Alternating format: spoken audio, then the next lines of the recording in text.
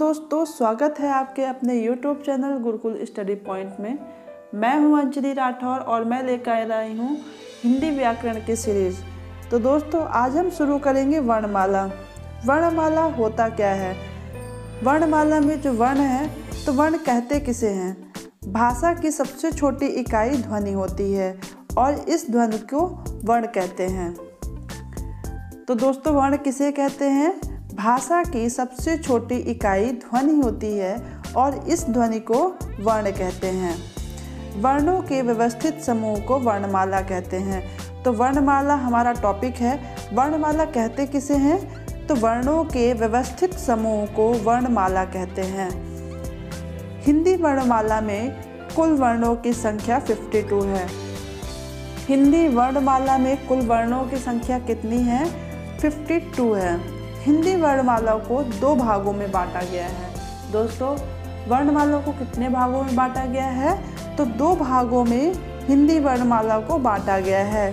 कौन कौन से भागों में बांटा गया है? पहला है स्वर और दूसरा है व्यंजन। जो वर्ण स्वतंत्र रूप से बोले जाते हैं वे स्वर कहलाते हैं। स्वर किसे कहते हैं? जो वर्ण स्वतंत्र रूप से बोले जाते हैं वे स्वर कहलाते हैं। चलिए आगे चलते हैं। दोस्तों, स्वर के प्रकार, स्वर के कितने प्रकार होते हैं अब उसको देख लेते हैं। पहला प्रकार है मूल स्वर। मूल स्वर को ह्रस्व स्वर भी या फिर लघु स्वर भी कहते हैं। दोस्तों, इसमें एक मात्रा होती है। उदाहरण आ, ई, उ, री। तो दोस्तों, मूल स्वर में कितने स्वर हैं? 4 स्वर हैं। कौन कौन से हैं? आ, ई, उ, री। दूसरा स्वर है दीर्घ स्वर। दीर्घ स्वर में 2 मात्रा होती है। कौन कौन से स्वर हैं? आ, ई, उ, ए, ओ, औ। तो दोस्तों, दीर्घ स्वर में 7 स्वर हैं। 7 स्वर कौन कौन से हैं? आ, ई, उ, ए, ओ, औ। तीसरा स्वर है हमारा प्लुत स्वर। प्लुत स्वर में 3 मात्रा होती है, जैसे कि ओम। नेक्स्ट पॉइंट है हमारा, जिन स्वरों के उच्चारण में बहुत कम समय लगता है वे मूल स्वर या ह्रस्व स्वर या फिर लघु स्वर कहलाते हैं, जैसे कि आ, ई, उ। जिन स्वरों के उच्चारण में ह्रस्व स्वरों से अधिक समय लगता है वह दीर्घ स्वर कहलाते हैं। दोस्तों, जिन स्वर को बोलने में ह्रस्व स्वर की अपेक्षा अधिक ज़्यादा समय लगता है वह दीर्घ स्वर कहलाते हैं, जैसे कि आ, ई, उ। नेक्स्ट हमारा पॉइंट है स्वरों का वर्गीकरण। पहला है मूल स्वर, दूसरा है दीर्घ स्वर, तीसरा है दीर्घ संधि स्वर या फिर सजातीय स्वर, चौथा संयुक्त स्वर या विजातीय स्वर। तो दोस्तों, पहला जो स्वर है हमारा मूल स्वर, जिसे कि ह्रस्व स्वर या फिर लघु स्वर भी कहते हैं, तो वो है आ, ई, उ, री। तो दोस्तों, इसमें 4 स्वर हैं। दीर्घ स्वर में 7 स्वर हैं। कौन कौन से हैं? आ, ई, उ, ए, ओ, औ। तीसरा है स्वर हमारा दीर्घ संधि स्वर। दीर्घ संधि स्वर में 3 स्वर है। वो कौन से हैं? आ, ई, उ। चौथा है हमारा संयुक्त स्वर। संयुक्त स्वर में 2 स्वरों के मेल से जो तीसरा स्वर का निर्माण होता है वो संयुक्त स्वर कहलाता है। संयुक्त स्वर को विजातीय स्वर भी बोलते हैं। संयुक्त स्वर में 4 स्वर होते हैं, ए, ओ, औ। संयुक्त स्वर या स्वरों का निर्माण। तो दोस्तों, संयुक्त स्वर में कैसे निर्माण होता है स्वर का, आइए देखते हैं। आ, धन, ई। आ और ई को मिलाते हैं तो ए बनता है। उसी प्रकार आ और ए को मिलाएंगे तो ए बनेगा। आ और उ को मिलाएंगे तो ओ बनेगा। आ और ओ को मिलाएंगे तो औ बनेगा। स्वरों का उच्चारण स्थान। पहला है कंठीय स्वर। कंठीय स्वर में जहाँ पर गले का प्रयोग ज़्यादा होता है, जिस स्वर में गले का प्रयोग ज़्यादा होता है, तो कौन कौन से हैं? छोटा आ और बड़ा आ। तालव्य स्वर दूसरा कौन सा है? तालव्य स्वर। उसमें है 2 स्वर हैं, छोटी ई और बड़ी ई। ओष्ठ स्वर, ओष्ठ स्वर में ओंठ का ज़्यादा प्रयोग होता है, तो वो कौन से स्वर हैं? छोटा ऊ और बड़ा ऊ। चौथा है मूर्धन्य स्वर, तो मूर्धन्य स्वर में री है। पांचवा है कंठ्य तालव्य स्वर।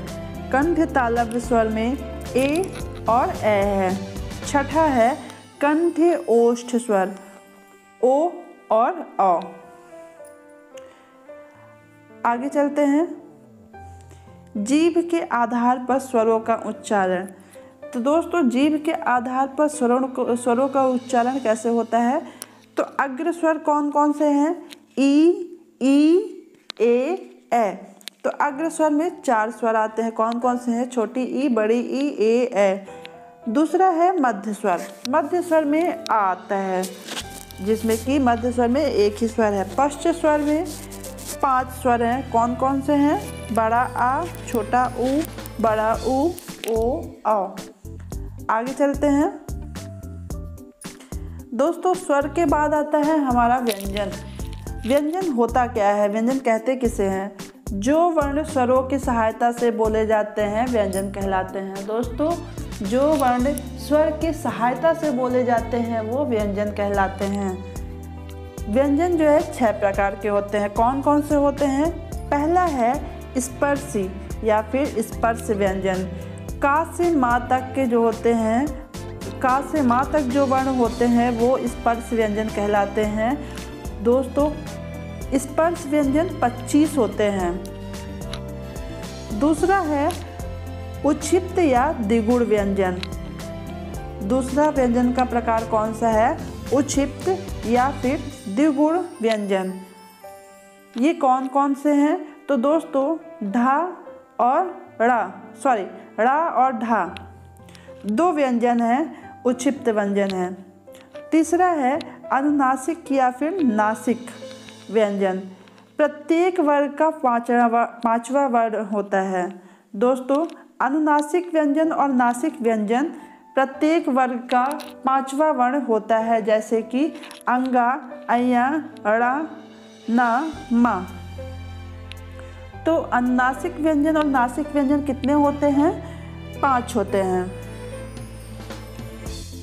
चौथा प्रकार है व्यंजन का अंतःस्थ व्यंजन। अंतःस्थ व्यंजन कौन कौन से होते हैं? या, र, ल, व। अंतःस्थ व्यंजन 4 होते हैं। कौन कौन से हैं? या, र, ला, व। 5वां प्रकार है व्यंजन का ऊष्म व्यंजन या फिर संघर्ष व्यंजन।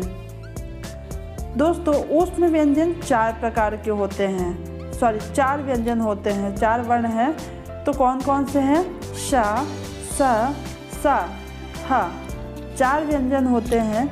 6वां प्रकार है व्यंजन का संयुक्त व्यंजन। कौन कौन से होते हैं? छ, त्र, ज्ञ, स्र। तो दोस्तों संयुक्त व्यंजन 4 होते हैं, छ, त्र, ज्ञ, स्र। आगे चलते हैं।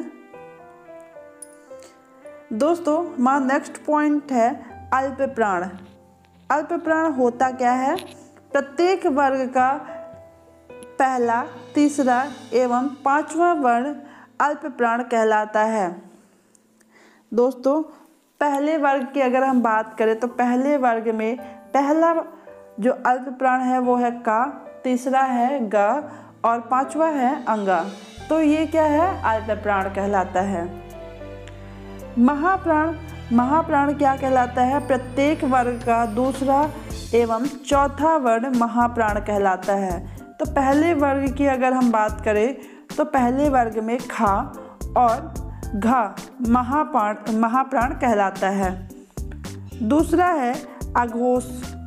तो अघोष किसे बोलते हैं? प्रत्येक वर्ग का पहला एवं दूसरा वर्ण अघोष कहलाता है। पहला वर्ण क और दूसरा वर्ण ख, तो ये क और ख दोनों अघोष कहलाते हैं। चौथा है सघोष और घोष। प्रत्येक वर्ग का तीसरा, चौथा एवं पांचवा वर्ण सघोष या फिर घोष कहलाता है। आगे चलते हैं दोस्तों अब हम नेक्स्ट पॉइंट की तरफ चलते हैं। अंतःस्थ व्यंजन। अंतःस्थ व्यंजन कितने होते हैं? तो 4 होते हैं। कौन कौन से हैं? या, र, ला, व। ये अल्प प्राण और सघोष हैं। दूसरा है अर्धस्वर। अर्धस्वर कौन कौन से हैं? या और व। तीसरा है पार्श्विक व्यंजन।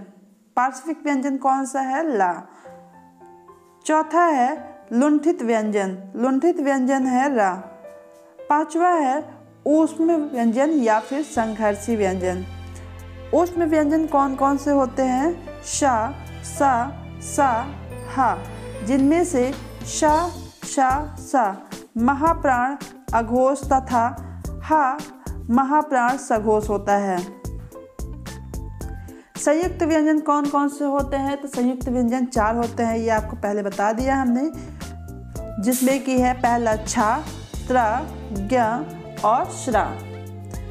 तो दोस्तों 4 संयुक्त व्यंजन होते हैं। दोस्तों संयुक्त व्यंजनों का निर्माण कैसे होता है? अब आइए हम उसको बता देते हैं आपको। का और सा को मिलाएंगे तो छा बनेगा। आधा का और सा को मिलाएंगे तो छा बनेगा। ता धन रा, आधा ता और रा को मिलाएंगे तो बनेगा त्रा। आधा जा और अय्यों को मिलाएंगे तो बनेगा ज्ञा। आधा शा और रा को मिलाएंगे तो बनेगा श्रा। तो दोस्तों 4 जो संयुक्त व्यंजन होते हैं तो उसका स्वर से मिलकर इनका निर्माण होता है। व्यंजन से ही मिलकर इनका निर्माण होता है। तो चलिए दोस्तों आगे चलते हैं। दोस्तों अब वर्णमाला को हम एक नज़र में पूरी देख लेते हैं। स्वरों की संख्या कितनी होती है? तो स्वरों की संख्या 11 होती है। अयोग वाह 2 स्वर होते हैं। वो कौन कौन से होते हैं? अंग और वाह, वो कितने होते हैं? 2 स्वर होते हैं। कुल स्वरों की संख्या, तो कुल स्वरों की संख्या कितनी होती है? 13। दोस्तों अयोग वाह स्वरों को मिला करके 13 हो जाते हैं स्वर। स्पर्शी व्यंजनों की संख्या कितनी होती है? 25। स्पर्शी व्यंजनों की संख्या 25 होती है। स्पर्शी व्यंजनों को स्पर्श व्यंजन भी बोला जाता है। वो कितनी होती है? 25 होती है। द्विगुण व्यंजनों की संख्या कितनी होती है? 2। अंतःस्थ व्यंजनों की संख्या कितनी होती है? 4। ऊष्म व्यंजनों की संख्या कितनी होती है? 4। संयुक्त व्यंजनों की संख्या कितनी होती है? 4। और टोटल वर्णों की संख्या कितनी होती है? 52 अर्थात 52। तो दोस्तों कुल वर्णों की संख्या कितनी होती है? 52। तो दोस्तों आज के लिए सिर्फ इतना ही। नेक्स्ट वीडियो में हम आपको फिर मिलेंगे। तो आप गुरुकुल स्टडी पॉइंट को सब्सक्राइब जरूर कर दीजिए ताकि हमारे चैनल पे लेटेस्ट अपलोड होने वाली वीडियो की इन्फॉर्मेशन आपको सबसे पहले मिल सके। Thank you so much.